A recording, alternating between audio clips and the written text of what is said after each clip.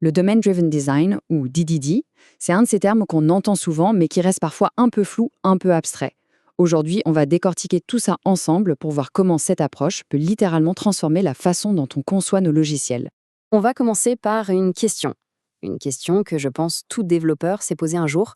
Pourquoi est-ce que nos projets logiciels finissent si souvent par ressembler à une grosse boule de boue? Vous savez, ce code où le moindre petit changement devient une opération à cœur ouvert, à la fois risquée et terriblement coûteuse. En fait, la source de ce problème, elle est quasiment toujours la même. C'est ce fossé qui se creuse petit à petit entre la logique du métier, ce dont l'entreprise a vraiment besoin, et la façon dont on l'implémente techniquement dans notre code. Et cette déconnexion, elle a un symptôme bien connu, ce qu'on appelle le modèle de domaine anémique. Imaginez des objets qui sont de simples sacs de données, des coquilles vides avec juste des getters et des setters. Toute l'intelligence, toutes les règles métiers, elles, sont éparpillées un peu partout dans des classes de services.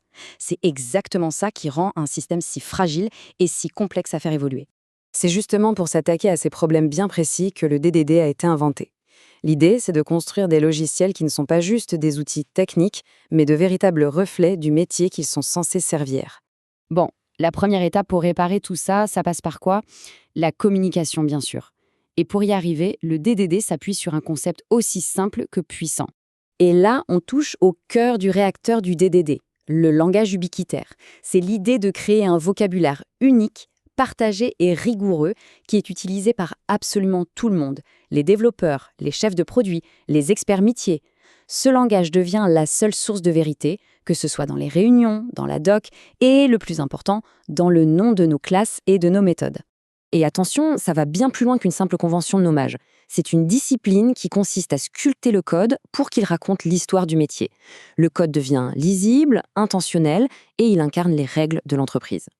Ok, donc on a un langage commun, super. Mais maintenant, comment on organise tout ça à grande échelle? C'est ici qu'intervient le versant stratégique du DDD. Pensez-y comme si on dessinait une grande carte de tout le paysage métier de l'entreprise. Pour dessiner cette carte, l'outil numéro 1, c'est le Bounded Context, ou contexte délimité. C'est une frontière très claire. À l'intérieur de cette frontière, un modèle spécifique et son langage sont valides. Un mot a une signification précise et sans la moindre ambiguïté. Pour bien comprendre, prenons un exemple tout simple, le mot « commande ». Pour l'équipe des ventes, c'est une intention d'achat. Pour la compta, c'est une ligne dans une facture. Pour l'entrepôt, c'est un colis à préparer. Le même mot a des sens très différents. Eh bien, le bounded context permet de tracer des frontières claires entre ces différents mondes pour qu'il n'y ait plus jamais de confusion. Et ce design stratégique, il a un autre avantage énorme. Il nous force à nous concentrer sur l'essentiel.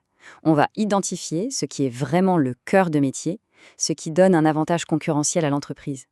Et c'est là, et uniquement là, qu'on va investir nos meilleurs développeurs et nos plus gros efforts.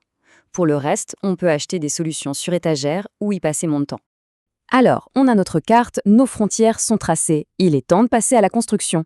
C'est le rôle du design tactique, nous donner les plans et les briques pour bâtir des modèles robustes à l'intérieur de chaque contexte délimité. Et pour construire, on a deux types de briques fondamentales. D'abord, les entités, des objets qui ont une identité propre, qui perdure dans le temps. Pensez à un client, même s'il change de nom ou d'adresse, c'est toujours le même client. Et puis on a les objets-valeurs. Eux sont définis uniquement par leurs attributs. Une couleur, une adresse. Si une seule de leurs valeurs change, ce n'est plus le même objet, on le remplace. Maintenant, comment on s'assure que ces briques fonctionnent ensemble sans créer le chaos? C'est là qu'intervient l'agrégat. Un agrégat, c'est un groupe d'objets qui doivent rester cohérents entre eux. Et la règle d'or, c'est que toute interaction avec ce groupe doit passer par un seul et unique point d'entrée, la racine de l'agrégat. C'est elle, le gardien. Elle s'assure que toutes les règles sont respectées avant d'autoriser le moindre changement. Et c'est là que toute la puissance du design tactique se révèle. Il nous donne un guide très clair pour savoir où placer chaque type de logique métier. Les règles de validation vont dans les objets-valeurs, les règles de cycle de vie dans les entités, la cohérence d'un groupe dans la racine de l'agrégat. Fini le code métier éparpillé. Tout trouve sa place naturelle. Mais au final, il faut bien comprendre une chose. Adopter le DDD, c'est bien plus qu'apprendre quelques patterns de code. C'est un vrai changement de mentalité, un changement de perspective. L'idée, c'est de renverser la table. On ne plaque pas un domaine sur une architecture technique. Non, on construit le logiciel autour du domaine. Le code doit devenir un modèle vivant, une représentation directe et utilisable de la réalité de l'entreprise. Et le test ultime pour savoir si on a réussi, c'est celui-là.